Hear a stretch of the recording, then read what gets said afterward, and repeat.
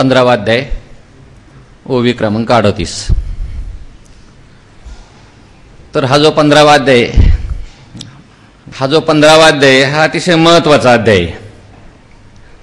का महत्वाचा आहे म्हटले तर म्हटले जेवणाच्या अगोदर म्हणतात म्हणून महत्वाचा आहे. नाही, एक जण म्हटलं का महत्वाचा आहे, त्याच्यामध्ये 20 श्लोक आहेत म्हणून महत्वाचा आहे. इतर 12व्या अध्यायामध्ये पण कमी श्लोक आहेत, तर त्या दृष्टीने महत्वाचा नाही. हा 15वा अध्याय ज्ञानकांडातला शेवटचा अध्याय आहे. जगद्गुरु शंकराचार्यांनी गीतेची संगती लावताना 6 अध्याय सांगितले, म्हणजे त्यांच्या दृष्टीने अजून ज्ञानकांड 18व्या अध्यायापर्यंत आहे. पण आपण माऊलींच्या संगतीचा जर विचार केला तर माऊली सांगतात 15वा अध्याय संपला म्हणजे गीता संपली.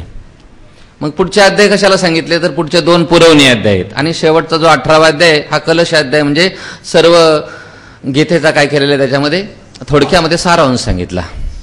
म्हणून हा 15वा अध्याय ज्ञानकांडाचा शेवटचा अध्याय असल्यामुळे अतिशय महत्वाचा आहे. भगवान श्रीकृष्णाने अतिशय सोप्या पद्धतीने वेदांतामध्ये असणाऱ्या सर्वच्या सर्व प्रक्रिया आणि त्याच्या योगाने ज्ञान कसं होईल ही गोष्ट थोडक्यामध्ये सांगितलेली आहे. तर ती सांगत असताना अध्यारोप अपवादाच्या भाषेतून सांगितलेली. आता मला कालच एकाने प्रश्न विचारला, म्हटलं का मी आज 38 वेळा हा शब्द ऐकला, अध्यारोप अपवाद. काय नेमका अध्यारोप अपवाद? त्याला सांगितलं उद्या 15वा अध्याय ऐकायला म्हणजे तुला कळेल. तोपर्यंत मला माहित नव्हतं मी सांगणार आहे म्हणून.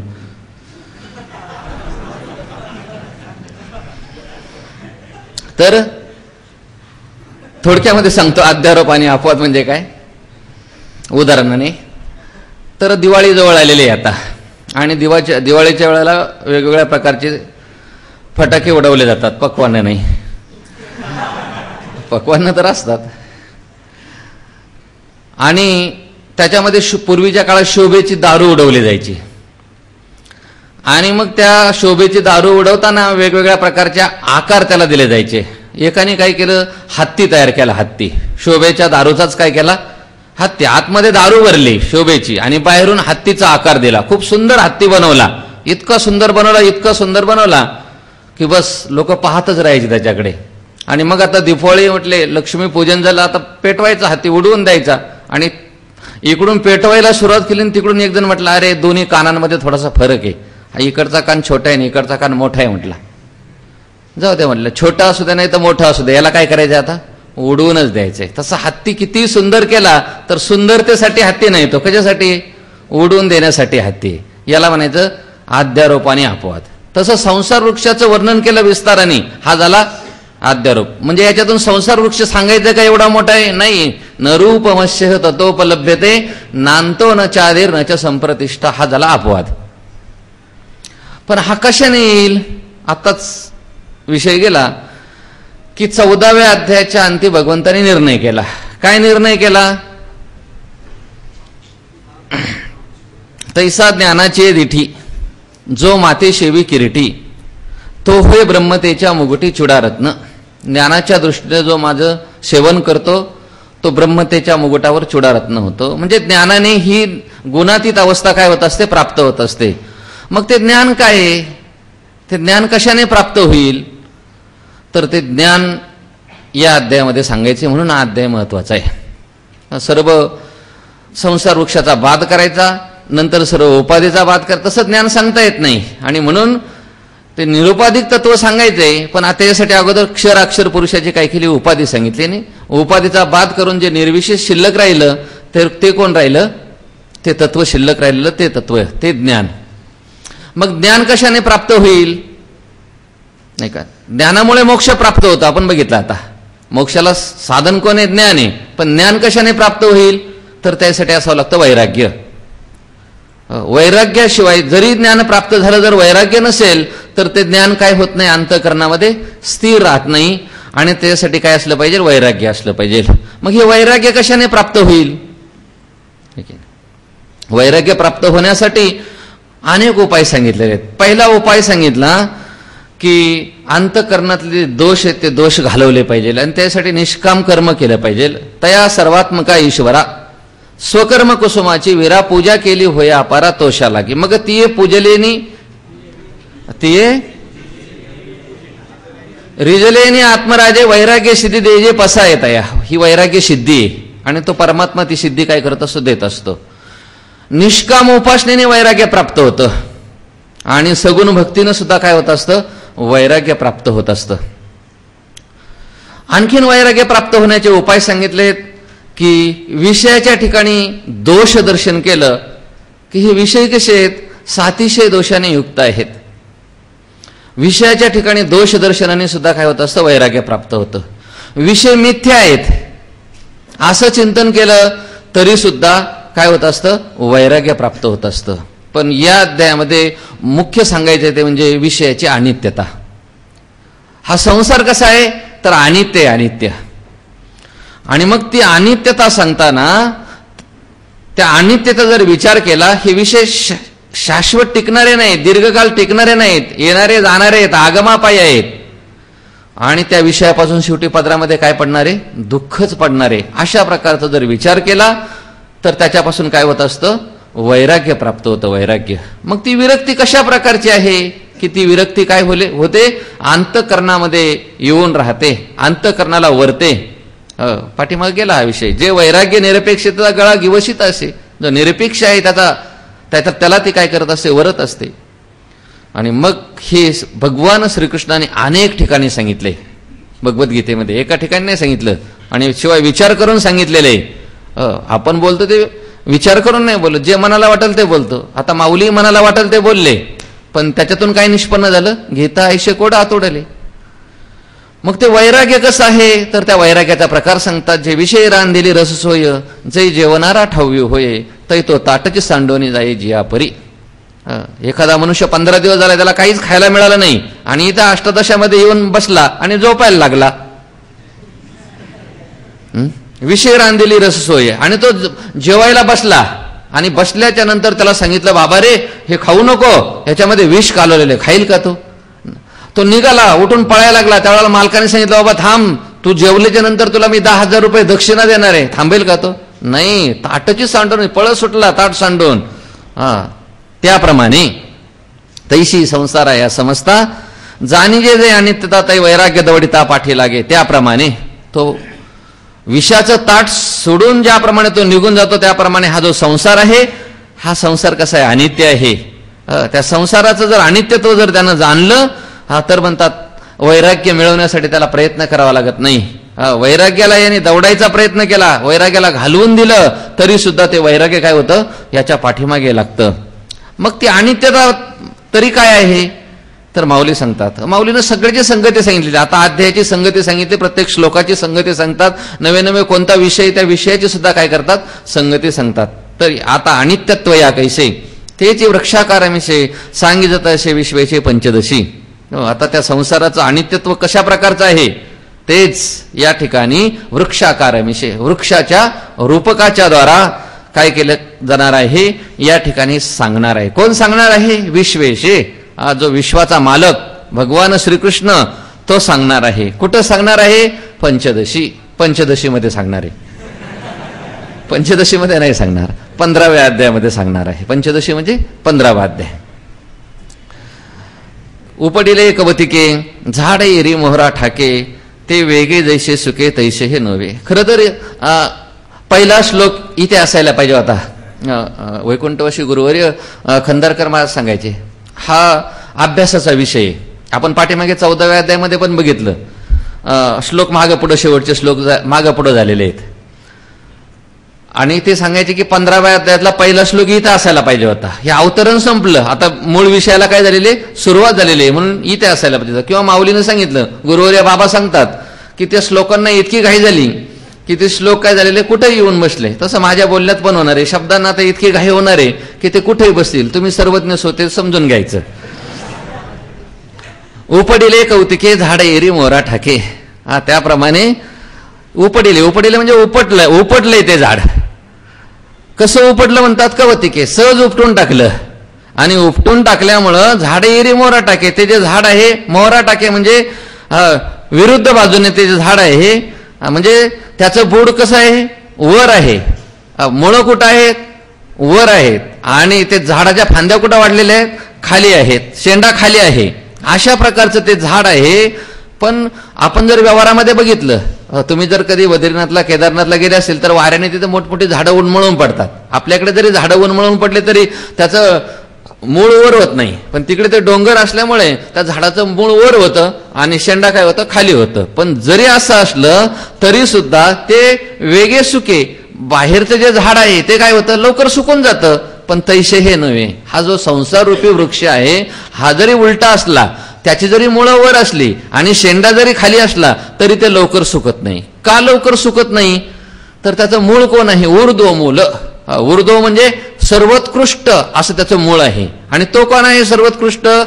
जो असणारा सर्वाभासक, सर्वांचा निषेधावधी, परमानंद स्वरूप असणारं जे ब्रह्म, परमब्रह्म, परमात्मा, तोच काय झालेला आहे? आपल्या मायेच्या योगाने याचं काय झालेलं आहे? मूळ बनलेलं आहे. आणि म्हणून हे झाड काय होतं? तर लवकर सुकत नाही म्हणतात. तैसे हे नवे जाण याची एकेपरी रूपकाची अकुसरी सारी तसे वारी संसाराची.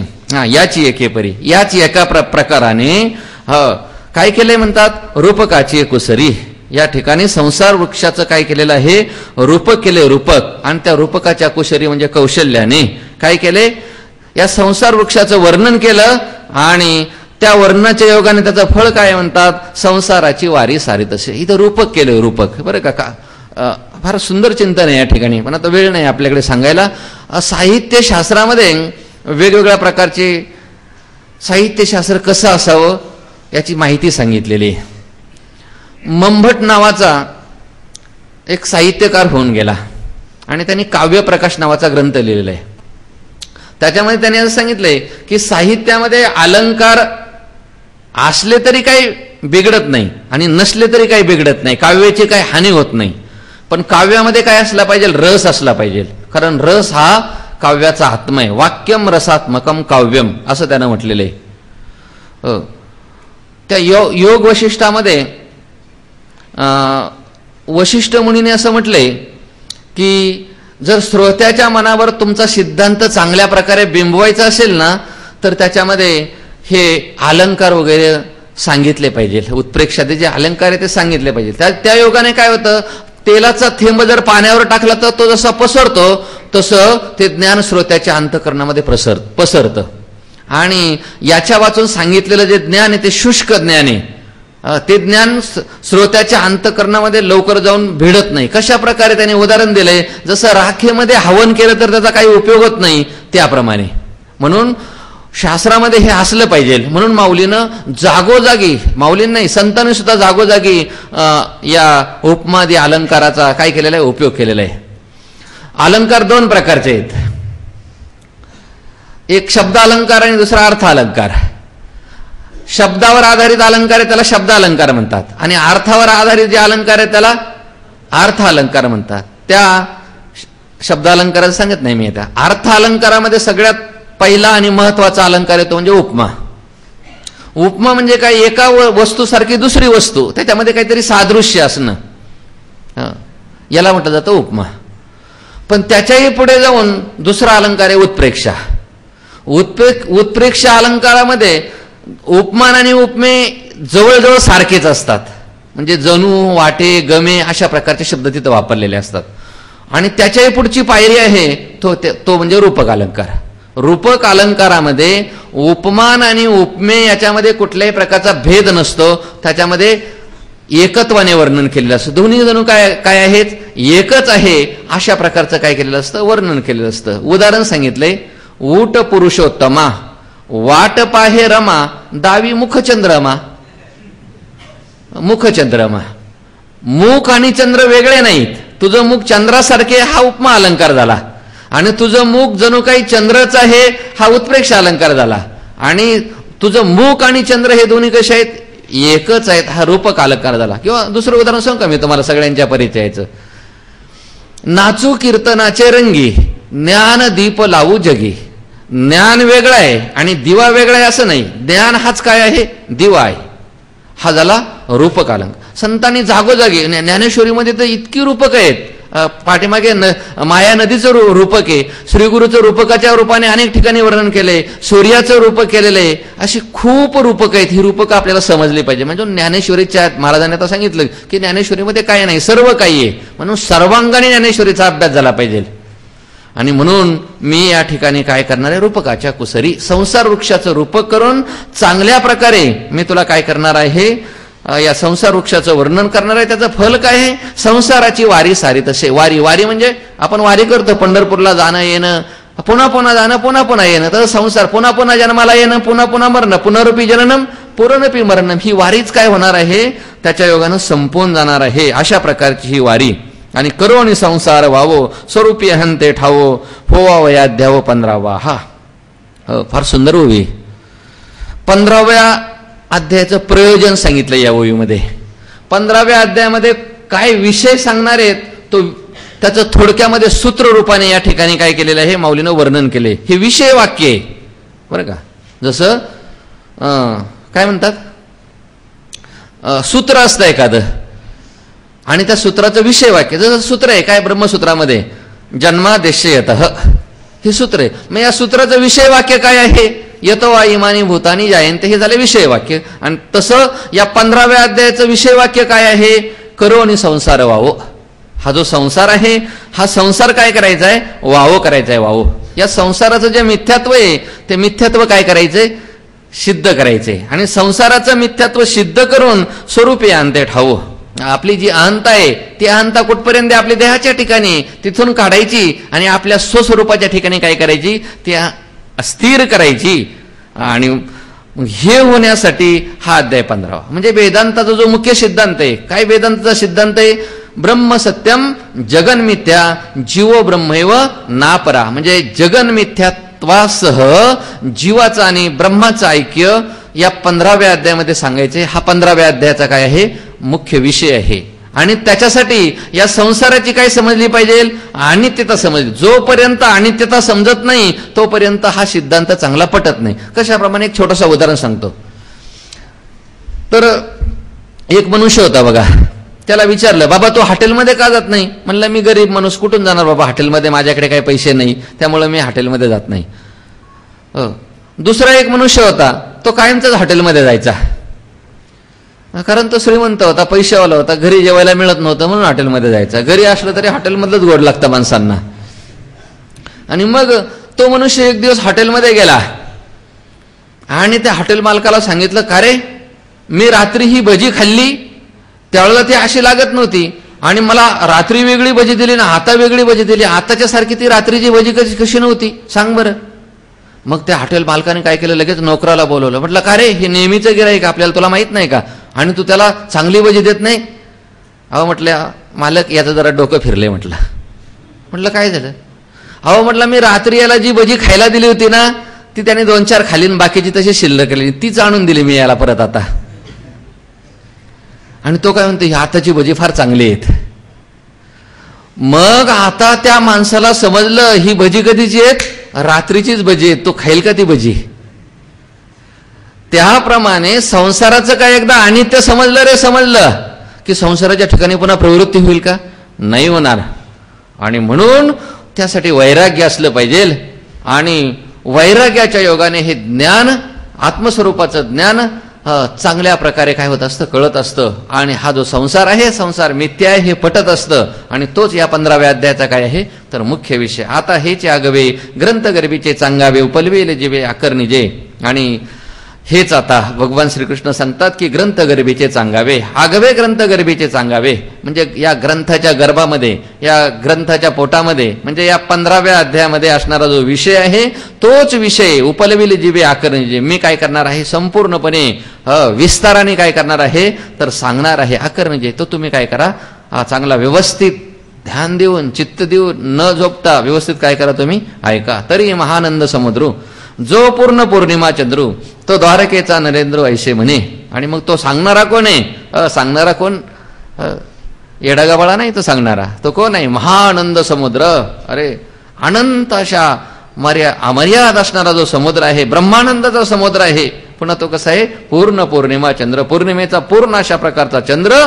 आणि द्वारकेचा नरेंद्र, द्वारकेचा राजा असणारा जो भगवान श्रीकृष्ण आहे ऐशे म्हणे ते असे म्हणाले, अगापै पंडुकुमारा हे ता स्वरूपाच्या घरा करीत असे आडवारा विश्वाभासजो. हे पंडुकुमारा स्वरूपाच्या घरा येता, आपलं जे स्वरूप आहे कोणतं स्वरूप आहे आपलं? आपलं स्वरूप म्हणजे चिमाजी गोमाजी कापसे हे आपलं स्वरूप नाही. जे आत्मस्वरूप आहे, ब्रह्मस्वरूप आहे, ते आपलं स्वरूप आहे, ते आपलं घर आहे.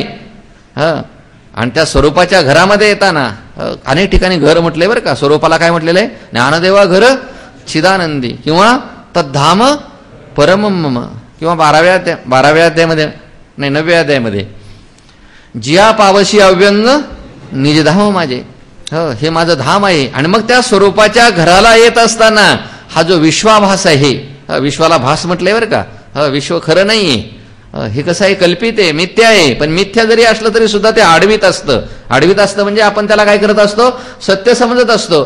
त्या जगातले विषय हे खरे वाटतात आणि खरे वाटल्याच्या नंतर आपण त्याच्याकडे काय होत असतो? प्रवृत्त होतो. आणि प्रवृत्त झाल्यामुळे आपल्या स्वस्वरूपाकडे जाण्याचा जो रस्ता आहे तो काय होत असतो? बंद होत असतो. म्हणून हा विश्वाचा जो भास आहे, हा विश्वामध्ये दिसणारं जे द्वैत आहे ते काय करत असतं? आपल्याला प्रतिबंध करत असतं, आडवारा करत असतं. तो हा जगडंबरू नवे तर संसारू हा जाणे महातरू थावला असे. आणि मग अशा प्रकारे हा जगडंबरू अवाढव्य विस्तारलेलं हे जे जगत आहे, हा नवे येत संसारू, याला संसार असं म्हणतात. हा जगडंबरू संसारू, पण माऊली म्हणतात नवे, याला हा संसार नाहीये, तर येथ हा महातरू थावला असे. हा या प्रकरणामध्ये या 15व्या अध्यायामध्ये हा संसार नाहीये, तर हा कोण आहे म्हणतात? हा मोठा तरू आहे, अतिशय विस्ताराने वाढलेला जणू काय मोठा कोण आहे? वृक्ष आहे. हे काय करतो? जाण परी एरा रुका सारिका तळीमुळे वरी शाखा तैसा नोहे म्हणून लेखा नये चिकवना. परी एरा रुका सारिका, पण हा जो संसार वृक्ष आहे ना, हा एरा म्हणजे दुसऱ्या वृक्षासारखा नाहीये, सामान्य वृक्षासारखा नाहीये. तर हा वृक्ष कसा आहे म्हणतात? तळीमुळे. याची मुळं कुठं आहेत? नाही, याची मुळं वर आहेत. बाकीचा जो वृक्ष असतो त्या वृक्षाची मुळं कुठं असतात? तळी खाली असतात. आणि शाखा कुठं असतात? वर असतात. तैसा नव्हे, हा वृक्ष आहे ना, हा तसा नाहीये. तसा नाही म्हणजे याच्या उलट आहे, याच्यापेक्षा वेगळा आहे. म्हणजे याची मुळं कुठं आहेत? वर आहेत. आणि फांद्या कुठं आहेत? खाली आहेत. म्हणून लेखा नाही चिकवना. आणि म्हणून अशा प्रकारचा असल्यामुळे बाकीच्या वृक्षाची मर्यादा सांगता येते. केवढा मोठा, कितीही मोठा असला तरी काय करता येतो? हा किती मोठा आहे सांगता येतं. पण या वृक्षाची मात्र कशाही प्रकारची मर्यादा काय करता येत नाही, सांगता येत नाही. याला अंत नाही. आगी का कुराडी होय रिगाबा जरी बुडी तरी का हो भलते वेडी वरीचील वाडी. अहो म्हटले असू द्या ना किती मोठा वृक्ष, कितीही मोठा वृक्ष जरी असला तरी सुद्धा त्या वृक्षाच्या बुडाला काय केलं? आग लावून दिली तर तो वृक्ष काय होतो? जळून जातो, पडून जातो. किंवा मोठी कुराड आणायची, आता तर कुराडीचंही काम नाही, मशीनच निघाली. त्या मशीनने काय करायचं? हा वृक्ष कापून टाकायचा. आणि कापून टाकला का तो काय होत असतो? उन्मळून पडत असतो. पण माऊली म्हणतात इतर वृक्षाच्या बाबतीमध्ये ठीक आहे, पण इथे मात्र त्याचा काही उपयोग होत नाही. आगी का कुराडी होय रे गावा जरी बुडी. इतर वृक्षाच्या बुडामध्ये आग्नीनं किंवा कुराडीनं जर प्रवेश केला तर काय होतं म्हणतात? तरी का भलते विडीवरची. तर तो वृक्ष किती मोठा असला तरी काय होतं म्हणतात? पुढे सांगतात जे तुटली या मुळापाशी ओलंडेल का शाखाची परी तैशी गोटी कायशी हा सोपा नव्हे. आणि मग तुटली या मुळापाशी, मुळाला का एकदा तुटला तर काय होतं? शाखाशी उलंडेल, शाखासहित फांद्यासहित तो काय होतो? उलटून तो खाली पडत असतो, उन्मळून पडत असतो. परी तैशी गोटी कायशी हा सोपा नव्हे. पण तशा प्रकारची गोष्टी याची नाहीये. हा संसार रूपी जो वृक्ष आहे तो वृक्ष मात्र हा तोडण्यासाठी किंवा जाळण्यासाठी काही नाही, सोपा नाही. हा जाळ म्हणजे हा बघा क्रियेने प्राप्त करून घेण्यासारखा नाहीये. हे स्वरूपभूत ज्ञान हे सांगायचं इथे. कारण रज्जूच्या ठिकाणी सर्प दिसला, एखाद्याने सांगितलं मी काठीनं काय करेल? त्याला बडवून काढेल, मारून टाकेल, येईल का करता? नाही का? तसा हा संसार वृक्ष मुळातच मिथ्या आहे. आणि मग त्याला मिथ्या असणाऱ्याला या व्यावहारिक कुराडीनं किंवा आगीनं त्याला जाळून टाकता येईल किंवा तोडून टाकता येईल का? म्हणून हा तैसा नव्हे. अर्जुना हे कौतिक सांगता असे अलौकिक जे वाडी अधोमुख रुकाया. हे अर्जुना हे कौतिक आहे, कौतिक हे आश्चर्य आहे. काय आश्चर्य सांगत आहे अलौकिक. मला सांगताना हा वृक्ष मोठा अलौकिक वाटतोय. कारण नसलेलाच वृक्ष सांगायचा नाही इथे, म्हणून आश्चर्यकारक असणारा हा वाढलेला वृक्ष कसा आहे म्हणतात, अलौकिक आहे. अलौकिक का अलौकिक आहे म्हटले, बाकीच्या वृक्षासारखा नाही म्हणून अलौकिक आहे. जे वाडी अधोमुख रुकया, कारण हा वृक्ष कुठं वाढलेला आहे तर खाली, अधोमुख खाली तोंड करून, याचं तोंड कुठे आहे खाली, आणि म्हणून हा कसा आहे अलौकिक अशा प्रकारचा आहे. जैसा भानू उंची नेनोके रश्मी तळतळी फाके संसार हे कावरुके झाड तैसे. जैसा भानू उंची भानू म्हणजे सूर्य. सूर्य किती उंच आहे सांगता येईल का, अवघड आहे सांगणं. आता शास्त्रज्ञांनी शोध लावलाय म्हणतात, इतक्या इतक्या कोटी किलोमीटरवर तो काय आहे सूर्य आहे. मग सूर्य पृथ्वीपासून किती उंचीपर्यंत आहे हे जसं तुम्हाला आम्हाला काय करता येत नाही, सांगता येत नाही. नेनके रश्मी जळतळी फाके, पण जरी इतका उंच असला सूर्य, पण तरी सुद्धा त्याची असणारी जी किरणं आहेत आणि त्या किरणांचा जो समुदाय आहे तो समुदाय मात्र काय करतो, विस्ताराने कुठे येतो, आपल्यापर्यंत येतोच ना, जमिनीपर्यंत येतोच ना. त्याप्रमाणे संसार हे कावरुके झाड तैसे, त्याप्रमाणे हे संसार रूपी जे झाड आहे ना, हे झाड जरी याचं वर मूळ असलं आणि शाखांचा विस्तार कसा आहे म्हणतात खाली असलं, तरी सुद्धा हे झाड कसं आहे कावरुक आहे. कावरुक म्हणजे आश्चर्यकारक, विस्ताराला पावलेलं. कसं आहे, विचित्र आहे, ते काही कळत नाही कसं आहे ते सांगता येत नाही. आणि आथी नाथी जितुके रुंदले असे येण्याची एके कल्पांतीचे निउदके व्योम जैसे. आथी नाथी जितुके कल्पांतीचे नि उदके व्योम जैसे. कल्पांताच्या शेवटी असणारं जे पाणी आहे, जिकडे तिकडे पाणीच असतं. कल्पाच्या शेवटी ज्या वेळेला प्रलय काल होतो त्यावेळेला, आणि सगळं आकाशासहित सगळं काय होतं पाण्यामध्ये बुडून जातं. त्याप्रमाणे आथी नाथी जितुके, असलेले आणि नसलेले, असलेले म्हणजे दिसत असलेले आणि दिसत नसलेले, जगामध्ये जेवढे जेवढे काही पदार्थ आहेत ते पदार्थ येण्याचे एके रुंदले असे. याच संसार रूपी वृक्षाने काय केलेले आहेत, रुंदले नाम व्यापून टाकलेले आहेत. का रवीच्या अस्तमानी अंधारेनी कोंदे रजनी तै सहाची गगने मांडला असे. किंवा रवीच्या अस्तमानी म्हणजे सूर्याचा अस्त झाला असताना रजनी अंधारेनी कोंडे, रात्र काय होत असते म्हणतात, अंधाराने काय करून जाते, कोंडून जाते, गच्च भरून जाते, अंधाराने व्यापून जाते. तै सहाची गगने मांडला असे. त्याप्रमाणे हा जो संसार वृक्ष आहे हा संपूर्ण आकाशभर काय झालेला आहे, पसरलेला. म्हणजे पंचमहाभूतामध्ये सर्वांमध्ये व्यापक कोण सांगितले, आकाश सांगितले. म्हणजे त्या संसार वृक्षाची व्यापकता सांगण्यासाठी या ठिकाणी काय झाले सांगितले, आकाशभर तो काय झालेला आहे, व्यापवून टाकलेला आहे, तो व्यापलेला आहे. एवढा मोठा त्याचा विस्तार आहे. या फळ नाचुंबिता फुलना तुरंबिता जे काही पंडुसुता ते रुख चिगा. बरं असू द्या म्हटले हा व्यापलेला, पण याचं फळ काय आहे, मौली म्हणतात या चुंबिता फळ नाही. कारण माणसाची प्रवृत्ती कशासाठी होत असते, कोणतीही गोष्ट करताना त्याच्या पाठीमागे काय असलं पाहिजे, काहीतरी फळ असलं पाहिजे.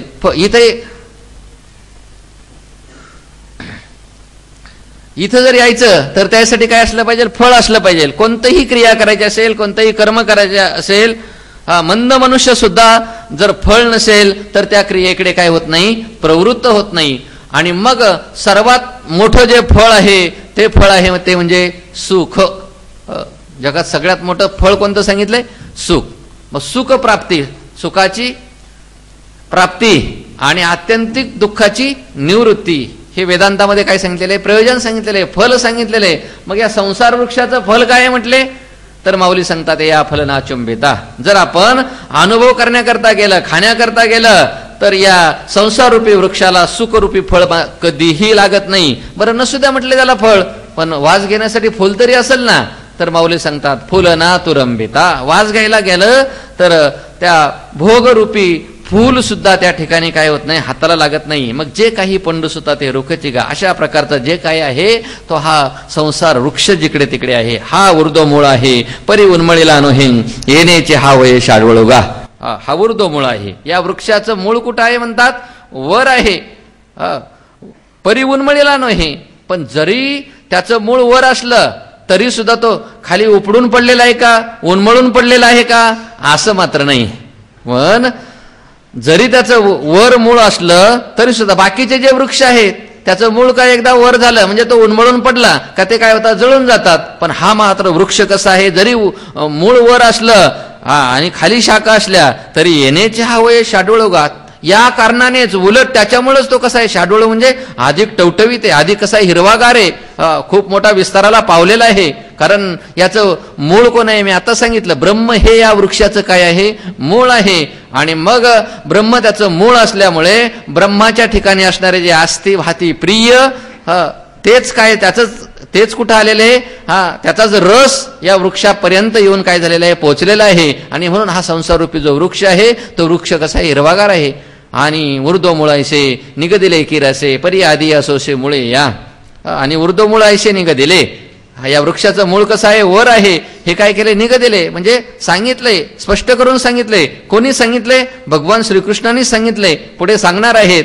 पण आधीही असोशे मुळे, फक्त वरच मुळं आहेत का त्याची, असं नाही म्हणतात. त्याची मुळं कुठं आहेत, त्या वृक्षाची वर जशी मुळं आहेत तशी खाली सुद्धा काय आहेत, भरपूर त्या वृक्षाला मुळं आहेत. पै प्रबळला चौमेरी पिंपळा का वडाची आपरी जे पारंब्या माजारी राहाळे असती. आणि पिंपळा का वडाची आपरी, पिंपळाप्रमाणे किंवा वडाप्रमाणे, जसं वडाचं झाड असतं ना, खूप मोठं वाढलेलं असतं, चारी बाजूंना ते बळावलेलं असतं. आणि त्या वडाच्या झाडामध्ये जर आपण बघितलं, त्या झाडालाच मुळं असतात, त्या मुळालाच पुन्हा पारंब्या फिटलेल्या असतात, त्या पारंब्यालाच पुन्हा डहाळ्या फुटलेल्या असतात. आणि जसं ते विस्ताराला पावलेलं असतं त्याप्रमाणे देवीची गा धनंजया संसार तरुया आधीचा ती खांदिया हे नाही. देवीच घ्या हे धनंजया, हे अर्जुना, हा जो संसार रूपी वृक्ष आहे ना, त्या संसार रूपी वृक्षाला आधीचा ती खांदिया, त्याला फक्त खालीच शाखा आहेत. मी सांगितलं हा वृक्ष कसा आहे, वर मूळ आहे आणि खाली फांद्या आहेत. मग खालीच फांद्या आहेत हे नाही, असं काही नियमाने मात्र काय करता येत नाही, सांगता येत. जशा खाली फांद्या आहेत तशा कुठं आहेत, वर आहे, तेच पुढे सांगणार आहेत. तरी ऊर्ध्वाईकडे शाखांचे मांदोडे दिसतात या पाडे साशी नले. जशा खालच्या बाजूला फांद्या आहेत तशा ऊर्ध्वाईकडे वरच्या बाजूला सुद्धा शाखांच्या मांदोडे. एकच शाखा नाही म्हणतात, अनेक अशा प्रकारच्या, पुष्कळ अशा प्रकारच्या शाखा वरच्या बाजूला काय झालेल्या आहेत म्हणतात, आपाडे साशिन्नले दिसते. खूप विकसित झालेल्या त्या फांद्या काय होतात तर दिसून येतात. झाले गगनाचे पालवी का वारा मांडला रुखाचे आहे नाना अवस्थात रे उदयला असे. आणि हा जो संसार वृक्ष आहे, हा संसार रूपी वृक्ष जणू काय गगनीची पालवी, गगनाच्या रूपानेच काय झालेलं आहे म्हणतात, पल्लवित झालेलं आहे. किंवा दुसरा आहे पाठी, झाले गगनची पावेली, जणू काय आकाशच वेलीच्या रूपाने पल्लवित झालेला आहे, नटलेला आहे, शृंगारित झालेला आहे, शोभिवंत झालेला आहे, विस्ताराला पावलेला आहे. का वारा मांडला रुखाचे न्याय, किंवा जणू काय या वृक्षाच्या विस्ताराच्या रूपाने जणू वाराच काय झालेला आहे, मांडून ठेवलेला आहे, विस्ताराला प्राप्त झालेला आहे. आणि नाना अवस्थात रे उदयला असे, जणू काय हा संसार रूपी वृक्ष हा अवस्थात रे, कोणत्या अवस्था, उत्पत्ती स्थिती आणि प्रलय, किंवा जागृती स्वप्न आणि सुषुप्ती, कोणती अवस्था काय, या अवस्थेच्या रूपाने काय झालेलं आहे म्हणतात उदयला असे, जणू काय या अवस्थेच्या रूपाने तो प्रगट झालेला आहे. ऐसा हा एकू विश्वाकार विंटकू उदयला जाणं रुखू ऊर्ध्वमूळ. अशा प्रकारे हा जो एक म्हणजे हा जरी अनेकत्वाने दिसत असला तरी सुद्धा हा कसा आहे, नाशिवंत आहे, सारखाच आहे, मिथ्या आहे, म्हणून तो कसा आहे, एक आहे. आणि वर मूळ असलेला आहे, ऊर्ध्वमूळ. आणि विश्वाकार विटंकू, हा विश्वाच्या आकाराने, विटंकू म्हणजे अतिशय वाढलेला, घनदाट अशा प्रकारचा तो उदयाला आलेला, वाढलेला आहे. असं तो काय कर जाण. आता ऊर्ध्वया कवन हे तर मुळ ते किम लक्षण का अधोमुखपण शाखा कैशिया. आता ऊर्ध्वमूळ कवन, आता या संसार रूपी वृक्षाचा पुढे विस्ताराने विचार येणार आहे याचा, म्हणून आपण घाईघाईनं काय करायचे, आटपून घ्यायचे, वेळ पण झालेला आहे. आता या संसाराचा ऊर्ध्व भाग म्हणजे वरचा भाग कोणता आहे, येथे मूळ ते किम लक्षण. आणि मग त्याला ते वरती मूळ सांगितलेलं आहे. मग ते मूळ काय आहे, म्हणजे त्या मुळाचं लक्षण काय आहे. कारण कोणत्याही वस्तूची सिद्धी करायची असेल तर काय असावं लागतं, लक्षणाने करावी लागते. लक्षण प्रमाणाभ्याम वस्तुसिद्धी. आणि ते लक्षण सुद्धा कसं असावं लागतं, निर्दोष लक्षण असावं लागतं. मग त्याचं ते त्या मुळाचं लक्षण काय आहे. आणि का अधोमुखपण, मग त्याच्या शाखा आहेत, त्या शाखा खाली आहेत, म्हणजे त्याचं तोंड कुठं आहे, खाली आहे. मग त्या खाली कशामुळे आलेल्या आहेत, का खाली वाढण्याचा त्यांचा स्वभावच आहे. आणि मग त्या शाखा कशा आहेत, कोणत्या स्वरूपाच्या आहेत. अथवा द्रुमाया आधी या मुळ्या ती कोण कैशिया वर्धो शाखा. अथवा द्रुमाया हा जो द्रुम नाम वृक्ष म्हणजे हा संसार वृक्ष, या संसार वृक्षाच्या आधी जी या मुळ्या, हा ज्या मुळ्या आहेत, त्या वर आणि खाली असणाऱ्या ज्या मुळ्या, त्या शाखा कशा प्रकारच्या आहेत आणि त्या मुळ्यांचं स्वरूप कशा प्रकारचं आहे. आणि अश्वत्थ व्हायशी प्रसिद्धी कायशी आत्मविदविलाशी निर्णय केला. आणि त्यालाच अश्वत्थ असं म्हटलं जातं. अश्वत्थ म्हणजे त्या संसार वृक्षाला काय नाव दिलं इथं, अश्वत्थ. आयशी प्रसिद्धी कायशी, अश्वत्थ म्हणून त्याची प्रसिद्धी का झाली? आता याचं पण वर्णन पुढे. अश्वत्थ म्हणजे श्व म्हणजे उद्या, म्हणजे नाही, जो उद्यापर्यंत कशाला? अश्वत्थ म्हणेपर्यंत सुद्धा तो राहू शकत नाही. ज्ञान झालं की तो लगेच काय होत असतो? नष्ट होऊन जातो नाम, तो ज्ञानाने तो बाधित होऊन जातो. आणि म्हणून काय केलेलं आहे? अश्वत्थ अशी प्रसिद्धी. अश्वत्थ या नावाने त्याची प्रसिद्धी का झालेली आहे? म्हणजे या संसार वृक्षाला अश्वत्थ असं का म्हणतात? या सर्वच्या सर्व ज्या शंका आहेत त्या शंकांचं निरसन आत्मविदविलाशी निर्णय केला. कोणी निरसन केलंय म्हणतात? सामान्य लोकांनी निरसन नाही केलं, तुम्ही आम्ही निरसन नाही केलं, साहित्यशास्त्रकारांनी निरसन नाही केलं, व्याकरणकारांनी निरसन नाही केलं. कोणी केलंय म्हणतात? आत्मविदविलाशी. आत्मविदविलाशी म्हणजे जे आत्मज्ञानी आहेत, आत्मस्वरूपाच्या ठिकाणी रममान झालेले आहे, आत्मतत्वाला ज्यांनी ओळखलंय, किंवा आत्मविद म्हणजे आत्मस्वरूपाशी एकरूप होण्याची जी विद्या आहे त्या विद्येशी विलास करणारे अशा प्रकारचे जे ज्ञानी आहेत, त्यांनीच काय केलेलं आहे? तो निर्णय केलेला आहे. आणि तोच निर्णय हे आगवेची बरवे तुझी प्रतितेशी फावे तैशेनी सांगो सोलिये विनाशे गा. आणि मग तो अशा प्रकारचा जो निर्णय आगवाची सर्वच्या सर्व जो निर्णय, पण कशा प्रकारे? अतिशय बरवे चांगल्या प्रकाराने तुझी प्रतितेशी फावे. तुझ्या प्रतितीला आला पाहिजे. हे अर्जुना, तुला समजला पाहिजे, तुला त्याचा अनुभव आला पाहिजे. मग त्या तुझ्या अनुभवाच्या योगाने तुझ्या अनुभवाला येईल तैशेनी सांगो सोलिवे. तशा प्रकारे मी काय करील? सांगेल. निर्मळ खुलाशाने काय करील? मी तुला सांगेल. किंवा सोलिवे. सोलिवे म्हणजे जसं केळ असतं, केळाचं फळ ते का सोलून टाकलं की आतमध्ये खाण्यासाठी काय उत्कृष्ट गाभा शिल्लक राहतो. तशा प्रकारे उत्कृष्ट चांगल्या प्रकारे अगदी स्पष्ट करून तळ हातातील आवळ्याप्रमाणे मी काय करील? चांगल्या प्रकारच्या व्याख्यानाने मी काय करील? तुला सांगणार आहे. परी ऐके गा सुबगा हा प्रसंग असे तुझी जोगा कानची करी हो सर्वंगा ही यातील या. हे सुबगा, सुबग म्हणजे भाग्यवान, पण तो सुद्धा चांगलं भाग्य असणारा. हे अर्जुना, तू सुबग आहेस, भाग्यवान आहेस. आणि ऐके, तू काय कर? ऐक. कारण का? हा प्रसंग असे तुझची जोगा. हा जो प्रसंग आहे ना, हा प्रसंग तुझ्या जोगा आहे. तुझ्या जोगा आहे म्हणजे या प्रसंगाचा, या ज्ञानाचा अधिकारी. मी कुठला प्रसंग सांगणार आहे ते नाही सांगत मी आता. हा प्रसंग म्हणजे हा ज्ञानाचा प्रसंग आहे.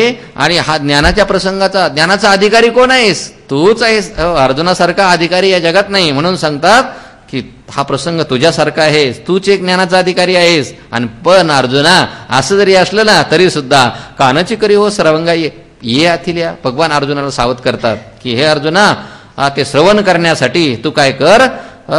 कानाची करी हो सर्वांगा. ते सर्व अंगाने संपन्न हो, म्हणजे सर्व अंगालाच तू काय कर? कान कर. म्हणजे ऐकण्यासाठी इतका तत्पर हो, इतका एकाग्र हो की एकही शब्द निरर्थक जाणार नाही. इतक्या एकाग्रतेने काय करतो? मी सांगितलेलं ज्ञान काय करतो? ऐक. ऐसे प्रेमरसे सुरफुरे बोलिले जव यादव विरे तव अवधान अर्जुनाकारे मूर्त झाले. आणि असं प्रेमरसे पहा, भगवंताला काय इथे संज्ञा दिली, नामाभिधान केलं, विशेषण दिलं. प्रेमरसे सुरफुरे, प्रेमाच्या रसाने परिपूर्ण भरलेला. हा तुम्हाला साक्षात प्रेम बघायचं ना, भगवान श्रीकृष्णाला बघा. गोकुळामध्ये असताना भगवंतांनी सगळ्यांना काय दिलं? प्रेमच प्रेम दिलं. म्हणून प्रेमाने पूर्ण ओथंबलेला आहे, भरलेला आहे. आणि कोण आहे तो? पुन्हा म्हणतात यादव वरे. सगळ्या यादवामध्ये वर म्हणजे श्रेष्ठ असलेला जो भगवान श्रीकृष्ण, त्या भगवान श्रीकृष्णाने जवळ बोललेले अशा प्रकारचं बोललं, अशा प्रकारचं भाषण केलं, तव अवधान अर्जुनाकार्य मूर्त झाले. अर्जुनही काही साधारण नव्हता.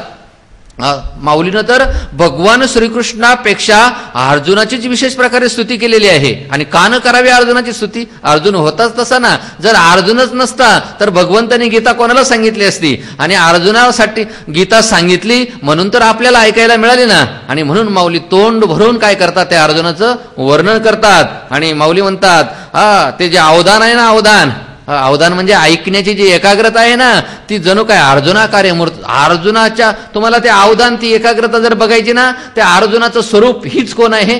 तर ती अवधान आहे. अर्जुनाच्या रूपाने ती काय झालेली आहे? प्रगट झालेली आहे. जणू काय देवनिरूपित ते थिकुले एवढे श्रोते पण फाकले जैसे आकाश अखेव दिले दाही दिशा. आणि मग वास्तविक पाहिलं तर देवाचं निरूपण कसं आहे? देवनिरूपित थिकुले म्हणजे थोडंसं आहे का? नाही. देवाचं जे निरूपण आहे अतिशय गंभीर आहे, अतिशय व्यापक आहे, अतिशय विस्ताराने, अतिशय गुह्य आहे. अशा प्रकार गुह्यतम शास्त्र येते. आणि मग देवाचं निरूपण हा असं व्यापक अर्थाला विषय करणारं जरी असलं तरी सुद्धा म्हणतात एवढे श्रोतेपण फाकले, परंतु अर्जुनाच्या श्रोतेपणा पुढेच्या मात्र ते काय झालेले आहेत, ते कमीच पडलेलं आहे. इतका अर्जुनाचा ऐकण्याचा जो विस्तार आहे ना, तो विस्तार काय झालेला आहे, वाढलेला आहे. म्हणजे भगवंताच्या सांगण्यापेक्षाही जो विषय सांगणार आहे त्याच्यापेक्षा अधिक अर्जुनाचं जे अवदान आहे ते काय झालेलं आहे, वाढलेलं आहे. कशा प्रकारे माऊली उदाहरण सांगतात, जैशी आकाश खेव पसरले, दाही दिशी आकाश खेव पसरले. जणू काही ज्या 10 दिशा आहेत त्या 10 दिशांनी त्या आकाशाला आलिंगन देण्यासाठी काय केलेले, जणू काय आपले हात आपले बाहू काय केलेले आहेत, पसरलेले आहे. श्रीकृष्ण उक्ती सागरा हा अगस्तीच दुसरा, म्हणून घोटू वर पाये कसरा आगव्याचा. आणि मग तो अर्जुन कसा आहे म्हणतात, श्रीकृष्ण उक्ती सागरा, त्या श्रीकृष्णाच्या उक्तीला म्हणजे भगवान श्रीकृष्ण काही जे ज्ञान सांगणार आहेत, भगवान श्रीकृष्णाचं जे काही बोलणं आहे, त्या बोलण्याच्या ते बोलणे रूपी ते भाषण रूपी सागरा, त्या सागराला पिऊन टाकणारा हा कोण आहे म्हणतात, दुसरा अगस्ती. जणू काय दुसरा अगस्तीच आहे. म्हणजे त्या अगस्तीनं काय केलं होतं, त्या सागराचा घोट भरला होता, सागर पिऊन टाकला होता आणि पुन्हा त्याला बाहेर सोडून दिलं. सगळं सर्वांना कथा माहिती म्हणून मी सांगत नाही. आणि दुसरा अगस्ती कोण आहे, तर हा अर्जुन आहे. म्हणजे भगवान जेवढं जेवढं काही सांगेल त्यातला एकही शब्द वायाला जाऊ देत नाही. आणि एका घोटामध्ये तो काय करतोय, आचमन करू पाहतोय. म्हणून घोट बरं पाय कसा आगव्याचा. हा भगवान श्रीकृष्णानं संपूर्ण जे काही व्याख्यान आहे त्या व्याख्यानाचा काय करतोय, एकदम तो काय करतोय, घोट भरू पाहतोय. ऐशी सोय सांडोनी खवळिली आवडी अर्जुनी देवे देखिली, ते तर झाले नि सुके केले कुरवंडी तया. आणि मग अशा प्रकारे ऐशी सोय सांडोनी, ही जी अर्जुनाच्या ठिकाणी सोय जी काही मर्यादा आहे ती सांडून दिली आणि खवळलेली. पुन्हा काय झालेले आहे, मर्यादा सोडून जी खवळली. काय खवळली, आवड खवळली. कोणती आवड खवळली, भगवान श्रीकृष्ण जे काही ज्ञान सांगणार आहेत आणि त्याचा आपण श्रवण करणार आहेत, अशा प्रकारे श्रवणाविषयी असणारी जी काही आवड आहे, ती आवड अतिशय खवळली. म्हणजे विस्ताराला पावलेले, व्यापक झालेले, इतका तो एकाग्र झालेला आहे. आणि मग देवे देखिली, परमात्म्याने काय केलेले ते पाहिलं. आणि मग परमात्म्याने अरे अर्जुन न विचारता भगवान सांगतोय, या अध्यायामध्ये तरी काय केले, अर्जुनाने विचारलं होतं का देवाला. खरं शास्त्राचा तर असा नियम आहे, ना पृष्ठ कश्यचित ब्रूयात, विचारल्याशिवाय कोणालाही सांगू नये. आणि जर सांगितलं तर त्याचे दुष्परिणाम होतात. त्या नीतिशतकामध्ये एक छोटीशी कथा आहे की ती एक चिमणी होती आणि आपल्या घरट्यामध्ये बसली होती. पाऊस यायला लागला, एक वानर झाडाखाली बसलं होतं, पावसामध्ये भिजून कुडकुडत होतं आणि ती चिमणी त्याजवळ गेली. म्हणले, वेड्या मूर्खा, एवढा मोठा दिसतो, धड धाकट आणि खुशाल मधुकरी नाही, खुशाल पावसाने भिजतो, तुला काही घर करता येत नाही का, मी बघ कसं सुंदर घर तयार केलेलं आहे. त्याने दुर्लक्ष केलं त्या माकडाने तिच्याकडे. जाऊ द्या म्हटलं, चिमणी वेडी, तिला काही कळत नाही. पण आता तिनं गप्प बसावं ना, ती पुन्हा गेली तिच्याकडे आणि पुन्हा सांगायला लागली, अरे तुला काही कळतं का, मी सांगतं अजून तरी तू काय कर, झाडाच्या 2-4 फांद्या मोडून आणि त्याच्यावर काहीतरी पाला टाकन, त्याच्या खाली बस, तुला थंडी लागणार नाही, पाऊस लागणार नाही. पुन्हा सांगायला लागली. त्या वानराला राग आला आणि त्या चिमणीला काय केलं, पायाखाली दाबलं, तिचं घरटंही मोडून टाकलं, मेली ती.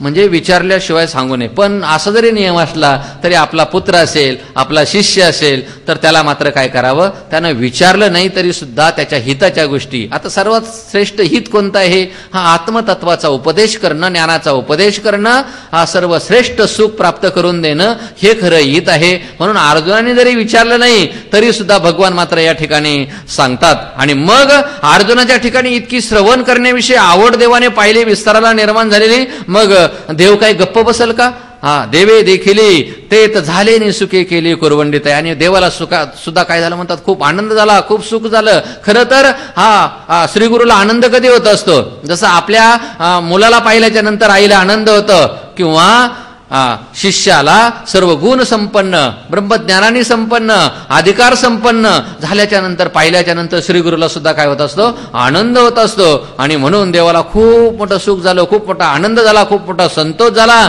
आणि त्या संतोषाच्या योगाने सुखे कुरवंडी तया केली. आणि मग तो संतोषच, ते सुखच जणू काय भगवान श्रीकृष्णांनी अर्जुनावरून काय केलं, ओवाळून टाकलं. जाऊ द्या, अर्जुनाला जशा प्रकारचं सुख प्राप्त झालं आणि देव जसं अर्जुनाला सांगण्यासाठी काय झालेले आहे त्या ठिकाणी प्रवृत्त झालेले आहेत. आपणही अर्जुनासारखं एकाग्र होऊन ऐकलं तर देवाचं जे भाषण आहे, हा देवाचं जे बोलणं आहे ते निश्चितच आपला सुद्धा उद्धार केल्याशिवाय राहणार नाही. अशा प्रकारचे आपण भगवंताकडे शुभकामना करू.